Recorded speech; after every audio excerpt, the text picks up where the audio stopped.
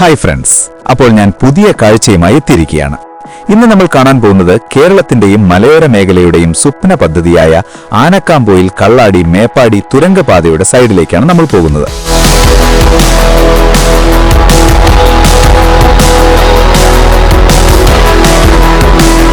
ആദ്യം കാണുന്നത് താൽക്കാലികമായി വരുന്ന പാലത്തിന്റെ പണികളാണ്.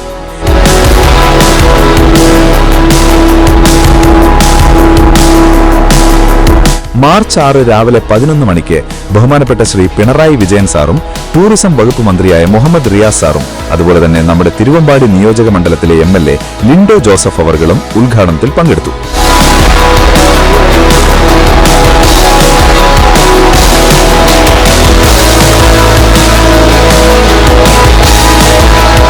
അതുപോലെ തന്നെ ഈ ഒരു സ്വപ്ന പദ്ധതി 4 വർഷം കൊണ്ട് പൂർത്തീകരിക്കാൻ പറ്റുമെന്നാണ് പറഞ്ഞിരിക്കുന്നത്.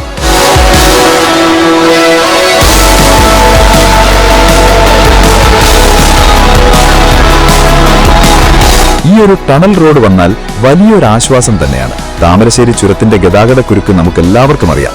ഒരു വണ്ടി കുടുങ്ങിയാൽ മണിക്കൂറുകളോളം സമയമെടുക്കും അത് മാറ്റിയെടുക്കാൻ. അതിനൊരു വലിയൊരു പരിഹാരമാണ് ഈ കള്ളാടി മേപ്പാടി ആനക്കാംപൊയിൽ തുരങ്കപാത വരുന്നത്.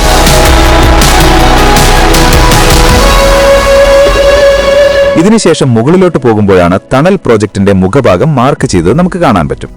അതിന്റെ ഓപ്പോസിറ്റ് സൈഡ് ക്രഷർ യൂണിറ്റും അതുപോലെ തന്നെ വർക്കേഴ്സിന് താമസിക്കാനുള്ള സ്ഥലങ്ങളും മറ്റു സാധനങ്ങളും വണ്ടികളും വെക്കുവാൻ സാധിക്കുന്ന സ്ഥലമാണ്.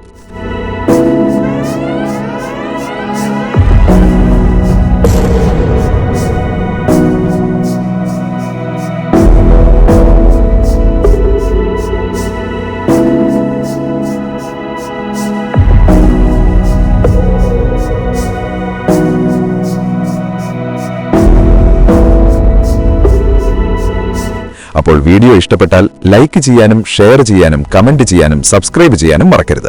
അടുത്ത വീഡിയോയിൽ കാണാം. Bye bye.